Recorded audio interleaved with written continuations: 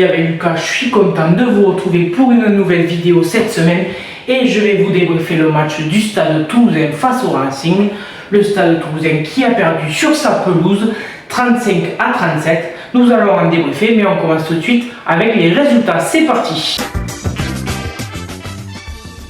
Alors, les résultats de cette 24e journée de top 14 avec un très beau Bordeaux-Castres, les Bordelais qui se sont imposés 34-29. Ensuite, il y avait Clermont-Perpignan et Clermontois qui ont gagné 31-13, suivi de Bayonne-Vannes. Bayonne qui s'est imposé 38-32. Ensuite, il y avait Pau-Toulon, les Palois qui se sont imposés face aux Toulonnais 25-21. Ensuite, il y avait un beau Stade français Lyon, le Stade français qui s'est imposé à la dernière minute 31-30. Ensuite, bien sûr, le Stade Toulousain qui a perdu 35-37 face au Racing. Ensuite, dimanche, il y avait La Rochelle-Montpellier, les Rochelais qui ont mis une raclée au Montpellier-Rennes 47-18. Voilà pour les résultats de cette 24e journée de top 14 et on passe tout de suite au débrief. C'est parti. Le Racing 92 a frappé un grand coup ce samedi 17 mai en s'offrant le Stade Toulousain à Ernest Vallon à l'occasion de la 24e journée de top 14. Un duel intense en première période.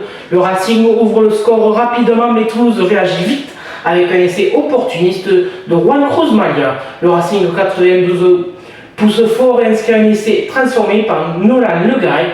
Mais Toulouse ne baisse pas les bras et après plusieurs temps de jeu, c'est Pierre-Louis Barassi qui marque un bel essai en bout de ligne, donnant l'avantage à Toulouse. Malgré cette réaction, le Racing profite ensuite des fautes toulousaines pour marquer un essai sur un ballon porté et plusieurs pénalités, prenant ainsi une avance de 23-14 à la pause. Alors regardez l'essai de Pierre-Louis Barassi et on revient après. Et finalement une nouvelle percussion des avants toulousains. 20 minutes de jeu, c'est le Racing qui mène 10-7. Le Racing en danger sur cette situation offensive avec un Nelson Épée qui va déclencher. Oh la passe! Ça n'était pas un cadeau. Voici le bel essai de Pierre-Louis Barassi. En seconde période, le Racing a fait preuve de caractère. Même lorsqu'ils étaient en infériorité numérique, ils ont tenu bon grâce à une défense solide et un jeu efficace. Toulouse a réussi à marquer un bel essai par Jack Willis qui a relancé la partie. Mais le Racing a su répondre avec un essai décisif par Max Spring, marqué sur une action rapide après un ballon récupéré.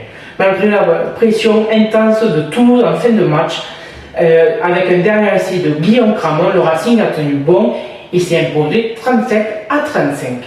Regardez l'essai de Guillaume Cramon et on revient après. Face à une belle équipe du Racing.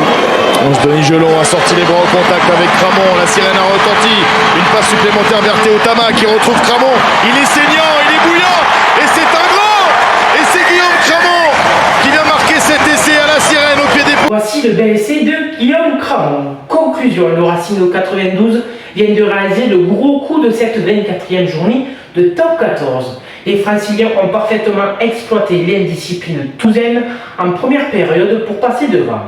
Par la suite, ils ont enchaîné les infériorités numériques, mais tout en faisant le dos rond en défense et se montrant très efficaces au moment clé.